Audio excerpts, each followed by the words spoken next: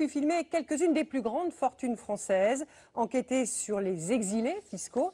Vous allez entendre comment, chez nous, aujourd'hui, les riches vivent leur bonne fortune. Regardez, dans la peau des riches, c'est un document signé Élise Le Guével, Arnaud Muller, Jean-Marc Doucnouk et Frédéric Prigent. Élise Le Guével répondra ensuite aux questions de Guylaine.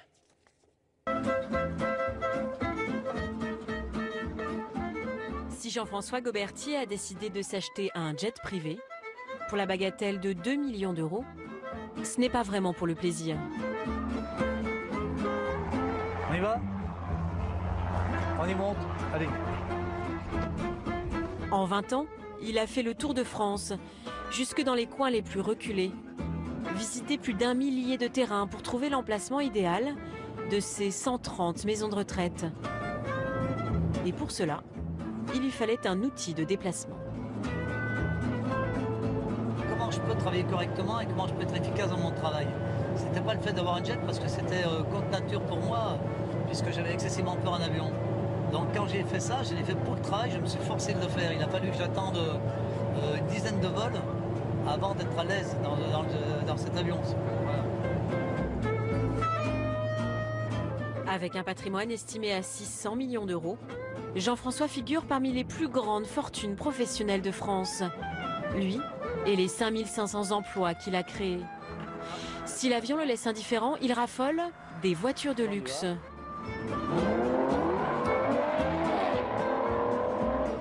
Jean-François en possède près de 50 et il nous emmène voir une partie de sa collection.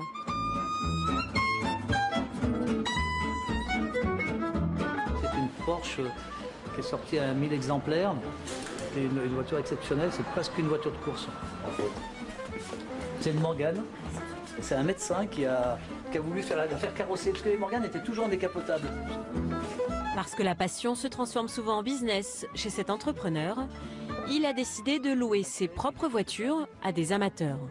Puis après, 50 voitures à vous tout seul, ça servait à rien finalement, c'est ça? ça sert à rien, parce que je roule toujours avec la même, donc je roule tous les jours avec la même. Donc ça sert à rien, c'est vrai. J'ai toujours aimé la voiture, la moto. Le point de départ est là. Et alors après, j'ai eu l'occasion, il y a quelques années en arrière, d'acheter 3 concessions automobiles à un ami qui était en difficulté. Et c'est ça qui m'a fait partir dans l'automobile. Et parmi les 50, c'est cette voiture grise d'une célèbre marque allemande qui a sa préférence. Pour rien vous cacher, c'est une voiture que j'ai eue en 2004, j'ai attendu 4 ans pour l'avoir. Celle-là, vous arrivez à la louer? Je la loue pas celle-ci. C'est celle que je préfère de toutes. Si je dois en garder qu'une, je garderai celle-ci. Pour ce fils d'ouvrier, assumer sa réussite n'a pas forcément été facile. Mais il s'est aujourd'hui affranchi du regard des autres, notamment parce qu'il sait le nombre d'emplois qu'il a créés. Je l'ai vécu très très mal pendant des années et maintenant je m'en fous totalement. Mais attendez, il faut voir ce que j'ai assumé. Il faut voir le nombre de personnes que j'ai embauchées, des copains que j'ai embauchés, il faut voir ce que j'ai assumé. Quand j'ai pris les trucs automobiles, là, c'était en dépôt de bilan, pendant 4 ans j'ai assumé les salaires de 30 personnes. Hein. Donc je veux dire, j'aurais pu en faire autre chose de mon argent. Hein. Le mot « riche » n'a jamais été autant prononcé que ces dernières semaines. À partir de combien est-on réellement riche? Quel est leur rapport à l'argent? Paye-t-il vraiment trop d'impôts? À travers le regard d'une héritière, d'un rentier et d'un entrepreneur, nous avons voulu nous glisser l'espace d'un reportage dans la peau des riches.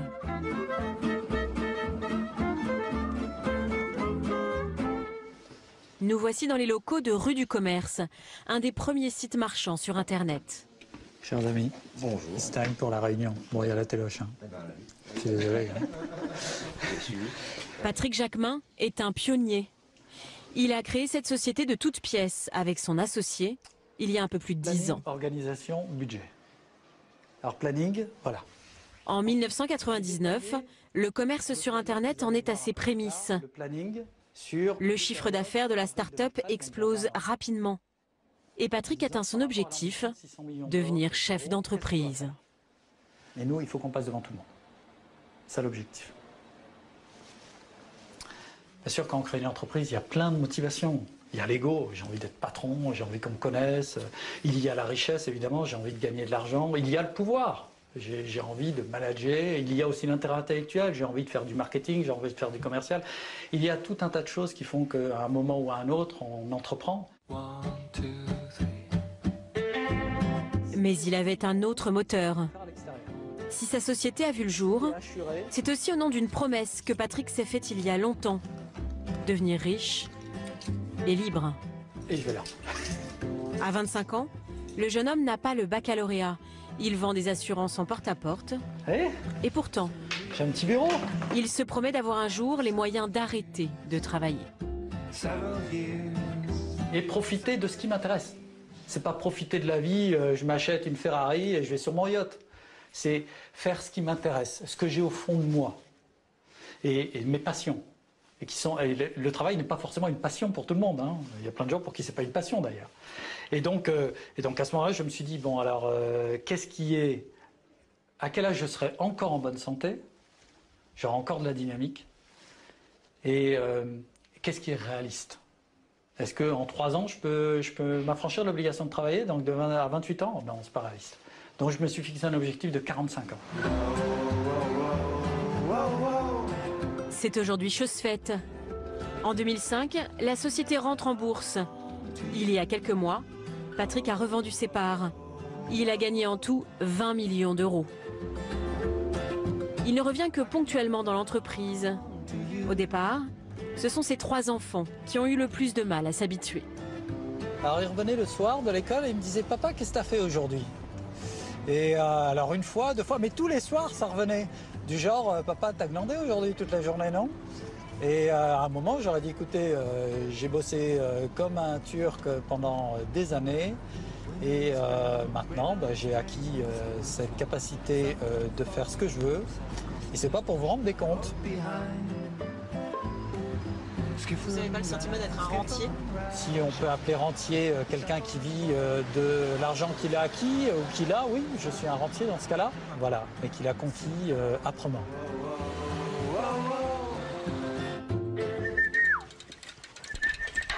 Viens là. Allez les chiens, vous remuez aujourd'hui. Hein. Florence Catiard et son mari Daniel se sont aussi posé la question lorsqu'ils ont vendu les magasins de distribution dont ils avaient hérité. Que faire de tout cet argent? Balloon, allez, viens. Une année de réflexion, et en 1990, le couple décide de s'offrir le domaine Smith au Lafitte, dans le Bordelais, pour plus de 30 millions d'euros. C'était pas une évidence de se vous lancer dans le vin au départ? Dans le vin, non, c'était pas évident pour nous parce que on venait d'un milieu de sport et aussi d'entreprise, parce qu'il y avait quand même une tradition chez les parents de Daniel. Alors on dit souvent que c'est la première génération qui construit, la deuxième qui développe et la troisième qui coule. J'espère que ça ne sera pas le cas avec nos petits-enfants. Aujourd'hui, le terroir a doublé de valeur. Et la cuvée 2009 vient de remporter les meilleures notes, attirant des clients fortunés du monde entier. C'est notre plus vieille bouteille. Elle a un fond très épais. Elle date de 1878. À l'époque où les dames avaient des robes à cerceau. Vous pourriez cuisiner avec, non? Non, cuisiner, non. La cuisine, c'est juste pour les vins bas de gamme. Florence ne se sent pas riche. Elle préfère le terme privilégié. La famille Catiard figure pourtant dans le palmarès des 300 plus grandes fortunes françaises. Et quand on évoque avec elle les problèmes de la société d'aujourd'hui, elle pense avant tout à l'écologie et à la planète. Les inégalités sociales, par exemple, c'est quelque chose qui vous tient à cœur ou pas? Si je réponds honnêtement, oui, mais peut-être pas dans le sens où tout le monde l'entend. C'est pas à moi d'en parler. Moi, je trouve que ce qui est très difficile, c'est quand effectivement il n'y a pas d'ascenseur social. Mais c'est vrai aussi que il y a peut-être, on peut aussi avoir plus d'espoir, plus de pensées positives et plus de vista intérieure qui vous pousse à vivre à votre maximum. En vraie libérale, Florence préférera toujours la liberté d'entreprendre à l'égalité. Elle considère que les Français ont un problème avec les riches, contrairement aux Américains. Aux États-Unis, les gens se disent, dans quelques semaines, 6 mois, 1 an, c'est moi qui serai riche et qui gagnerai des millions ou des milliards de dollars. Exactement. Ça, c'est très important. Donc, tout le monde se bat pour ça. Pour moi, c'est très important ce qu'il dit parce que c'est vraiment l'histoire de l'Américain qui voit passer une belle voiture, si par exemple il a une voiture, ce qui n'est pas mon cas, mais ça peut arriver, et qui dit « un jour, je conduirai cette voiture ». Et le Français voit passer la belle voiture et il dit « ah, ces salauds de riches ». Les riches Français se sentent épiés et montrés du doigt. Mais au fait, comment se perçoivent-ils eux-mêmes ? À Paris, nous retrouvons Jean-François Gobertier, le bâtisseur de maisons de retraite et amateur de belles voitures. Cet acharné de travail vient de monter un nouveau projet, les Villas Sully. Je vais m'asseoir. Des appartements ultra domotisés qui s'adaptent à la perte d'autonomie. Vous rentrez. Au niveau de la cuisine, le plan de travail est réglable en hauteur de façon électrique. Ça veut dire quelqu'un qui devient handicapé, qui est obligé d'être dans un fauteuil roulant, pourra utiliser la cuisine qui va s'adapter à lui. C'est-à-dire que le plan de travail va monter. Exactement, exactement. Et on a le principe du chemin lumineux qui va pouvoir être déclenché lorsque la personne se lève du lit en pleine nuit pour aller allumer la salle de bain et jusqu'à la cuisine, pour éviter les chutes, en fait, tout simplement. Et c'est pour ça qu'il faut avoir... Classé 76e fortune française, Jean-François fait partie des très riches. Et pourtant, comme l'immense majorité des personnes que nous avons rencontrées, il a du mal à assumer ce terme. Ouais. On a l'impression que le mot vous gêne. Oui, parce qu'on ne peut pas le, comment dire, ce terme de riche veut rien dire. Il y a l'aisance, il y a une valeur d'entreprise, une valeur peut-être de patrimoine qui permettent de faire des choses. Mais riche... On a l'impression que c'est presque une insulte, ce mot. Comment ? On a l'impression que c'est presque une insulte, ce mot. Il n'est pas approprié, voilà, pour moi. À moi, en tout cas. Peut-être à d'autres, mais pas à moi. Et si le riche, c'était toujours l'autre ? Personne ne le revendique. Nous avons donc cherché la réponse du côté des statistiques. À partir de combien est-on riche ? Ce qu'on constate sur cette courbe, c'est que vous avez ici jusqu'à 3 000 € par mois. 80% de la population gagne moins que 3 000 € par mois. Au Crédoc, on considère qu'au-delà de 3 000 € par mois, on fait partie donc des 20% de la population les plus aisés.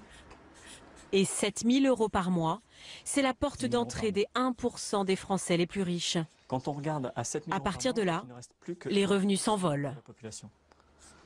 Si vous prenez le chanteur le mieux payé l'année dernière, par exemple, lui, il ne rentre pas du tout dans le graphique, il serait dans le couloir. Si on regarde ce qui se passe pour le patron du CAC 40 le mieux payé l'an dernier, lui, il n'est pas dans le couloir, il est dans l'immeuble d'à côté. Et en 2008, il y a eu un trader qui a gagné 3 milliards d'euros. Et alors lui, si on voulait dessiner sa place sur le graphique, il faudrait prolonger le graphique et aller de Paris jusqu'à Marseille. On pourrait pointer son niveau au niveau de Marseille. Thierry Pêche est rédacteur en chef du magazine Alternative économique. Il s'est intéressé aux ultra-riches, ceux qui sortent du graphique, les 0,01% des Français les plus aisés. Et depuis 10 ans, les revenus de cette catégorie ont explosé.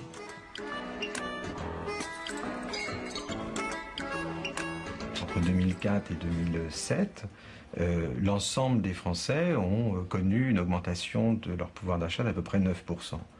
Dans le même temps, tout en haut de la distribution, chez les très riches, cette augmentation a été de 40%. Donc les écarts sont en train de se creuser très considérablement. Et ce qui a fait l'augmentation fantastique des revenus des très riches ces 10 ou 15 dernières années, c'est beaucoup l'inflation des actifs. Traduire les revenus de la bourse et de l'immobilier. Patrick Jacquemin, l'homme qui voulait être riche pour être libre, en est un parfait exemple. Il y a de la bière, Il y a de l'ice tea si vous voulez. Tiens. C'est l'introduction en bourse de sa société qui a fait sa fortune. Depuis qu'il a revendu ses parts, Patrick se consacre à ses passions, l'écriture, Voilà. les animaux sauvages J'ai le monde devant moi. et le voyage. On remonte ici, on fait la mer d'Aral.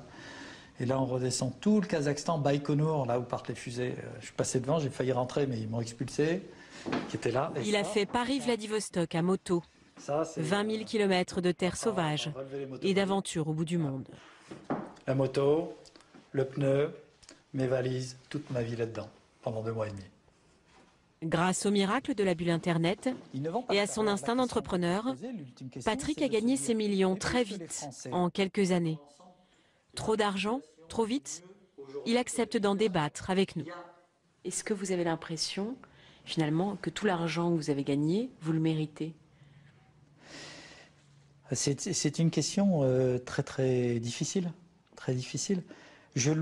Dans la société dans laquelle on est, je peux considérer que je le mérite. J'ai pas le bac. J'ai commencé à vendre des assurances en porte-à-porte à Sarcelles, le soir. Donc j'ai fait mon chemin pour arriver à ça. L'argent que j'ai, je ne l'ai pas pris, je l'ai gagné et j'ai créé de la valeur. J'ai créé de la richesse pour la France. Je crée de la richesse, je crée plus de 1000 emplois, la société paye des impôts, je paye plusieurs millions d'impôts. On me dit, monsieur Jacquemin, est-ce que vous êtes bien à l'aise d'avoir de l'argent? Où est le problème? Le mérite justifie-t-il des rémunérations qui s'envolent? Nous avons voulu poser la question à des grands patrons. Mais plus on est riche, plus le sujet devient tabou. Le 13 mars dernier, nous nous invitons à un colloque de l'AFEP, le plus puissant lobby économique de France. Il rassemble quasiment tout le CAC 40. Mais ce que je vous propose en guise d'apéritif... À la tête de l'AFEP, Maurice Lévy, patron de Publicis et garant de la bonne conduite des patrons français. Il y a quelques mois, c'est lui qui a lancé un appel aux riches. Mais en 2010, en pleine période de crise, la rémunération des patrons du CAC 40 a augmenté de 34%. Élise Le Guevel d'Envoyé spécial. Oui. Est-ce que 3,6 millions d'euros, ça vous semble socialement acceptable en ces périodes? Je ne sais pas, la société dit ce qu'elle veut là-dessus. Moi, je sais ce que j'ai fait. Je veux bien aussi que vous regardiez un peu ce qu'était Publicis en 1995 et Publicis aujourd'hui. Que vous regardiez, par exemple, le nombre d'emplois. Combien nous étions, combien nous sommes aujourd'hui. Combien d'emplois vous avez créé? Mais vous pouvez regarder les chiffres, puisque vous êtes du journaliste avéré et que vous êtes quelqu'un qui va s'intéresser à ça. Vous n'allez pas vous arrêter à l'écume des jours. Vous avez raison. Donc vous allez faire ce travail. Vous avez peut-être une petite idée, c'était pas du tout pour... très précise, parce que je connais mes chiffres. Donc je vais vous laisser le soin de faire un travail de journaliste. Ça me fera très plaisir. Son entreprise a aujourd'hui créé 54 000 emplois. Mais il y a un autre chiffre que Maurice Lévy a omis de nous donner. 16 millions d'euros. C'est le montant du bonus des 4 dernières années qu'il va recevoir en 2012, en plus de sa rémunération. L'un des plus gros chèques jamais versés à un dirigeant. La crise a accru les différences et affûté les consciences.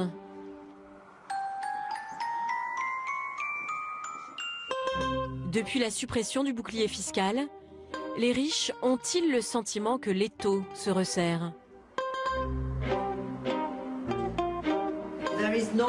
Il n'y a pas d'entrée. C'est du pot-au-feu. Florence Catiard reçoit ce soir à dîner 2 Suédois très fortunés, des clients potentiels. Une soirée de plaisir, de dégustation et surtout d'affaires.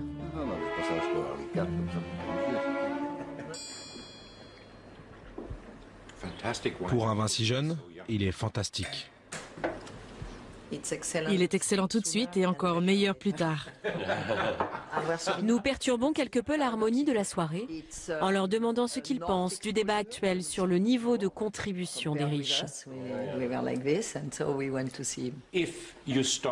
Si vous commencez à trop taxer les gens et qu'ils se sentent plus ou moins dupés, alors ils vont essayer de trouver des parades.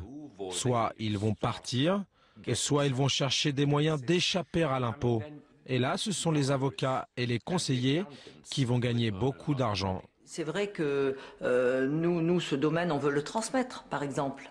Bon, pour l'instant, c'est encore jouable, mais imaginons que ça remonte et qu'on puisse plus transmettre. Dire les impôts, c'est ça?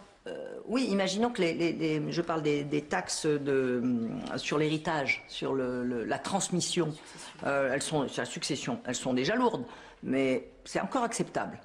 Imaginons que ça monte encore. Ça sera intolérable. Un peu de concentration. Selon Florence, montrer les riches du doigt relève de la démagogie. Plus grave, cela appauvrit le pays, car certains ont déjà fait leur valise. Je comprends parfaitement des amis qui s'en vont. Et nous, on est un bon baromètre, parce qu'avant, à Genève, à Londres ou à Bruxelles, on retrouvait peu d'amis. On les voyait à Paris. Je vous jure qu'à notre petit niveau, sur les 5-6 dernières années, on voit 50 amis à Bruxelles, autant à Genève, un petit peu moins à Londres. Bruxelles est-elle devenue le 21e arrondissement de Paris? Le refuge des riches qui ne se sentent plus compris. Nous décidons de nous y rendre. Ravi de vous accueillir. Maître de Kayser est un des 4 ou 5 avocats fiscalistes qui conseillent les riches français. Vous voyez, la France et la Belgique. Vous avez... Ce qui les attire en Belgique, c'est que le patrimoine n'est quasiment pas taxé. Du côté français, il y a l'impôt sur la fortune, l'impôt sur les successions et sur les plus-values. Côté belge, quasiment rien. Donc c'est clair. ISF, pas d'ISF, donation jusqu'à 45% inévitable, 0% en Belgique, plus-value 32,5%, 0%. Oui, si vous permettez, j'ai de la... Depuis l'annonce de François Hollande de vouloir taxer les plus riches à 75% de leurs revenus, la tendance se confirme. Il reçoit une vingtaine de requêtes par mois.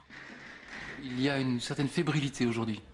Il y a beaucoup plus de demandes d'informations, des gens qui viennent ici, donc ils se déplacent, ils veulent avoir des informations, ils veulent voir comment ça se passe, voir le cadre immobilier, rencontrer des gens, voir si on parle la même langue. Ils viennent là, ils prennent leurs informations et puis ils vont réfléchir et il est probable qu'un grand nombre de personnes prendront une décision entre maintenant et 2-3 mois après l'élection. Bonjour monsieur, entrez. Bonjour maître. Vous allez bien? Mais très bien, installez-vous. Maître de Kayser reçoit aujourd'hui un de ses clients installé ici depuis 5 ans. Un des 20 000 Français ayant franchi le pas. Jean-Claude a quitté l'Hexagone, presque sans regret, après avoir vendu sa société. Je ne sais pas s'il existe des vrais pauvres en Belgique. Oui, certainement. Non, il ne faut pas se faire d'illusions. Il a fui ce qu'il appelle un climat démagogique et égalitariste. En Belgique, plus on avance dans la vie, plus on est conservateur. Et plus on a peur de perdre son capital. Alors là, avec ce qu'on raconte, et ce qu'on entend, et ce qu'on voit depuis des années en France, on s'étonne que les gens partent. Moi, la première fois que j'ai fait ma déclaration ISF, j'ai été très mal. Vous ressentez ça un peu comme une inquisition dans votre vie privée.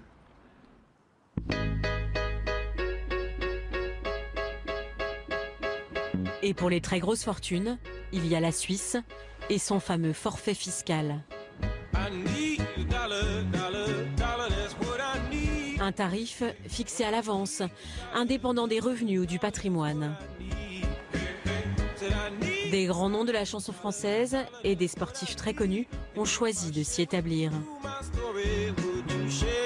Comment rencontrer ces prestigieux compatriotes?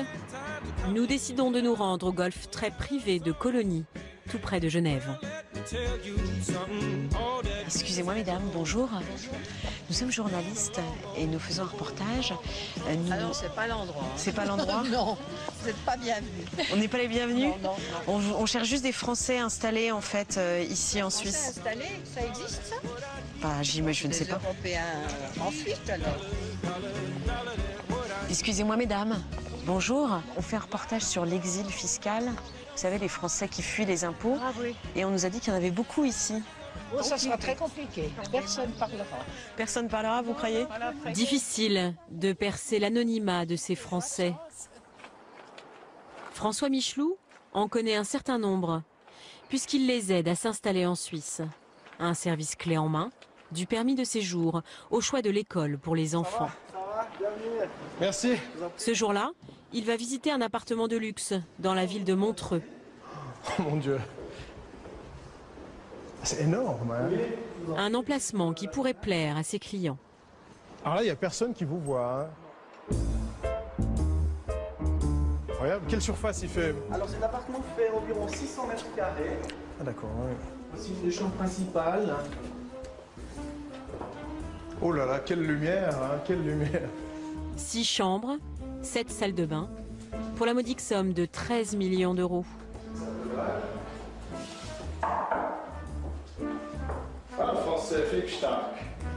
L'emplacement est parfait, mais il est trop grand et surtout trop cher pour ses clients.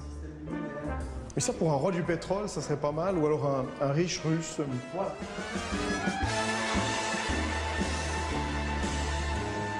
La semaine dernière, François Michelot a installé 2 familles, des riches contribuables qui s'inquiètent d'un système fiscal trop instable. En France, depuis 15 ans, les mesures s'enchaînent et modifient à chaque fois les règles du jeu. La perspective de voir un retour des socialistes, c'est simplement un facteur de plus dans une série de facteurs concordants, si vous voulez. Je pense que c'est très simple. Hein. Sarkozy a été un espoir pour les riches français. Ils se sont dit, un président comme ça, quand même raisonnable, qui comprend nos intérêts, qui ménage la chèvre et le chou, mais disons qui a quand même compris le problème des gros contribuables, avec son bouclier fiscal, ça a dissuadé pas mal de gens de partir en Suisse. Mais de voir que ce système-là a été défait par son initiateur même, hein, les gens ont perdu tout espoir, parce qu'ils se disent, mais si c'est de nouveau la droite, ils vont pas refaire un bouclier fiscal, il faut voir les annonces qu'ils font maintenant, et puis si c'est la gauche, on va devoir payer des sommes d'impôts qui sont énormes. En 2011, moins de 0,4% des Français soumis à l'ISF ont quitté le pays. Mais ceux qui partent ont les valises pleines. Certains économistes estiment la perte fiscale à 7 milliards par an.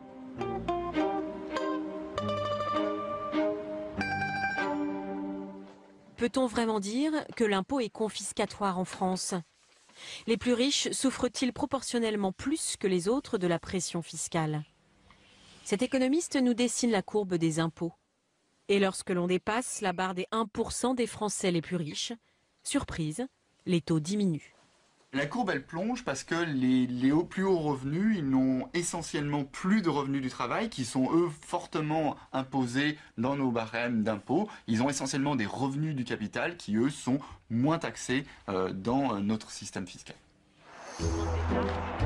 Le capital, moins taxé que le salaire. Et certains profitent de la brèche. Nous nous sommes invités en caméra cachée à un petit déjeuner, organisé dans un grand restaurant parisien par un cabinet de conseil. Officiellement, nous sommes les patrons d'une PME. Autour de la table, une 50aine d'autres chefs d'entreprise. Je parle d'optimisation. Est-ce qu'il est préférable d'avoir 200 000 euros de salaire fixe ou d'avoir 160-40, donc 40 hors charge, 40 hors impôt? Ce consultant propose ce que l'on appelle de l'optimisation fiscale, ou comment, à l'aide d'un montage financier complexe, transformer une partie des salaires des meilleurs managers en revenus du capital, beaucoup moins taxés.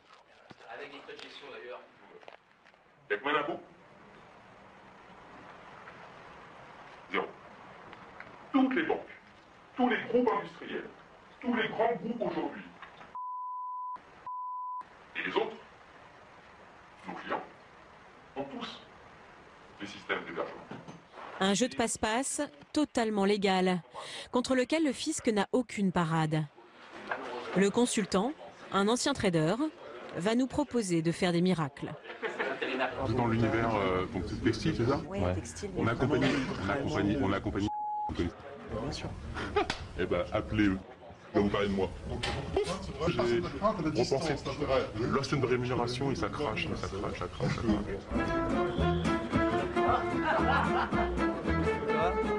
Loin des restaurants parisiens et des conseils de traders, Jean-François Goberti assiste cet après-midi à une compétition de boules lyonnaises. Ce n'est pas un amateur comme les autres, car c'est lui qui l'a financé.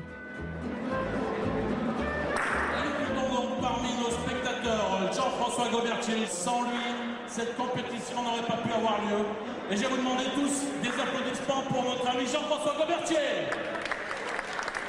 Chaque année, Jean-François donne plus de 500 000 € pour ce sport. Sa façon à lui de redistribuer son argent à son milieu social d'origine. C'est toutes des personnes que j'ai admirées. Je vois des joueurs que je regarde depuis 50 ans jouer, qui sont là encore. La Bouillonnaise, c'est ça, c'est une fête où il y a des joueurs de 20 ans, 18 ans qui jouent avec des joueurs de 60, 70 ans. Et l'argent ne vous sépare pas? Non. Peut-être au début, peut-être quand ils ne me connaissaient pas bien. Mais aujourd'hui, je suis un des leurs. Jean-François dit n'avoir aucune raison de quitter la France. Mais une éventuelle alternance suscite chez lui quelques inquiétudes. Florence Catiard est trop attachée à ses vignes pour rejoindre ses amis à Bruxelles. Mais elle espère ne pas le regretter un jour. Patrick Jacquemin déborde de nouveaux projets. Mais s'il remonte une entreprise, il nous a avoué ne pas être certain de le faire en France.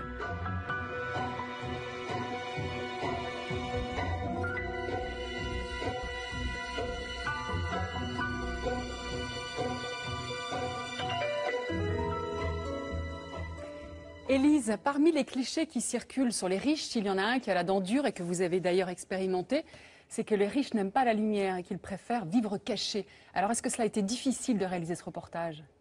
C'est vrai que parler d'argent, parler de ces questions-là reste tabou en France. Et à la fois c'est une question très passionnelle et c'est pas étonnant que cette question-là ait surgi à ce moment-là dans la campagne présidentielle. Ce qui m'a vraiment étonnée quand j'ai commencé à préparer ce reportage, c'est que la plupart de mes interlocuteurs m'ont dit « Mais pourquoi vous m'appelez ? Je ne suis pas riche ». Alors que c'était des personnes qui avaient une fortune avérée. Donc c'est un mélange de pudeur, de discrétion, mais aussi de déni. Le riche, finalement, c'est toujours l'autre, c'est celui qui gagne plus que vous. Alors, on le sent bien dans votre reportage, personne en France ne se sent riche et pourtant il y a bien des critères objectifs. À partir de combien exactement aujourd'hui en France on estime qu'on est riche ? Puisqu'on ne peut pas se fier à leur subjectivité, finalement à la perception qu'ils ont de la réalité, le mieux c'est de se baser sur les chiffres. À partir de 4 000 € par mois, par personne, vous faites partie des 10% des Français les plus aisés. Quand vous gagnez 7 000 € par personne, vous entrez dans la catégorie des 1% des Français les plus riches. Et si vous gagnez plus de 80 000 € net par mois, vous entrez dans un cercle très restreint, celui des 0,01% des Français les plus aisés.